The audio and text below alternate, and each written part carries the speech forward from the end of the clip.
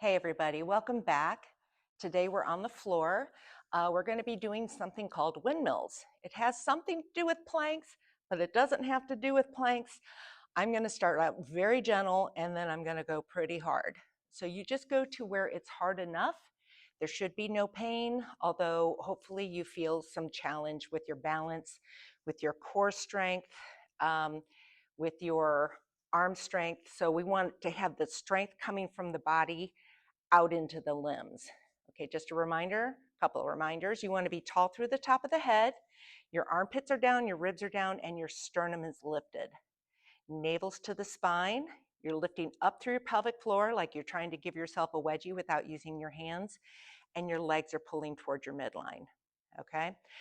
If you have wrist issues, you might want to use a stool or an ottoman, maybe something with a little cushion, and be on your forearms instead of on your hands. But I'm going to be on my hands today. All right? So we're going to start on our hands and knees. So chest is open, and we want to keep that space between our chest and the floor. Okay? Navel's to the spine. And we're going to take one hand and lift it up and look at the hand. Now my arm is not completely straight up. I do have shoulder impingement, so I can't go up that high. And then bring it back down. Other hand up. Squeeze your shoulder blade back. Look at your hand if you can. And then bring it back down. Just a reminder, if being on your knees hurts your knees, you can always put a cushion underneath your shins. Not so much under your knees, but under your shins. And back down. And other side. And bring it back down. So this is working on your balance and your proprioception, knowing where you are in space. So I'm going to go deeper. I'm going to go more difficult. I'm going to bring my hands forward a little bit and then bring my shoulders right above, and my hips are down. Okay, so my hips are down. My arms are straight but still soft. And this time I'm going to, instead of turning my upper body, I'm going to turn my whole body. I'm going to tuck my toe back, straighten out my top leg, and look up at my hand. Now this elbow is still soft. And bring it down, and both knees go neutral. Then I'm going to turn my other leg and look up at my top hand, bring it down, and adjust my legs back to neutral. Now try not to let your hips go back. Try to keep your hips down. Turn to one side. Look up at your top hand. Again, your elbow is soft. And bring it down and down. Turn your foot, straighten out your top leg. Look.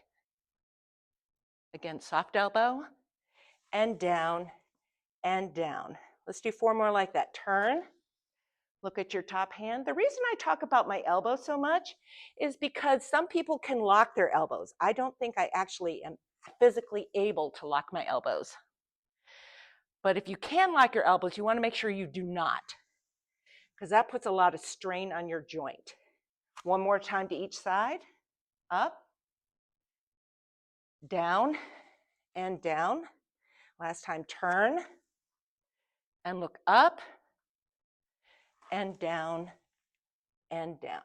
Okay, so we're going to take a little bit of a break, slight break, and we're going to have a stretch, and then we're going to go deeper, or you can do exactly what we just did.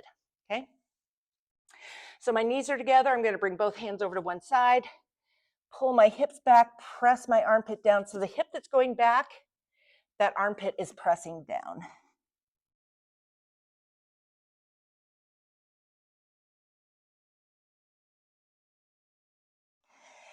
And come back to center and over to the other side. Pull your hip back. Whichever direction your hip is going, that armpit is pulling down. So you're really stretching out your latissimus dorsi. If you're not sure exactly where that is, imagine your armpit area, side of the rib area. If you wear a bra, side of the bra area. Gives you sort of an idea. Okay, so now you can be back on your knees with your legs, with your hips bent, with your hips straight. I'm going to come up onto my toes and do all of that again. So I'm on my hands, on my toes. My feet are about the width of the mat. Now the big thing is, as you get fatigued, this may want to happen. Your head may want to drop, but we want to be nice and strong and straight. Elbows are soft, space between the chest and the floor. So this time I'm going to put both my toes facing one direction and look up at your hand. I'm squeezing my inner thighs and then back down and down. Turn your feet in the other direction. Look up at your top hand and down and down. Turn your hips and reach. Arm down, neutral feet. Turn your feet. Arm up, squeeze your legs. Down and down. Now I am going pretty slow because it's better to go slow and controlled and do only a couple than to go fast and uncontrolled. And you may feel my voice sort of shaking a little bit because this is hard. Turn, look up at your top hand, down and down. Last time, and look at your top hand, and down and down. All right, so this time we're going to open up our knees about the width of the mat, pull your hips way back, hands straight forward, press your chest down.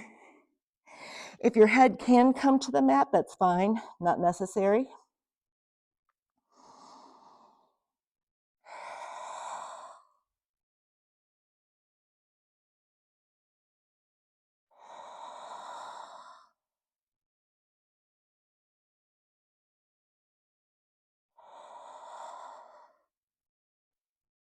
And another couple of stretches. We're going to be here. One hand is down on the floor, other arm up and over. Now this elbow is soft, the one on the floor.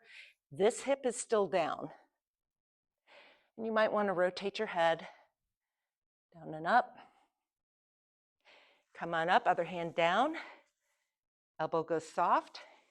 And then over we go. Rotate your head up and down. And let's do that one more time. One hand down and up and over.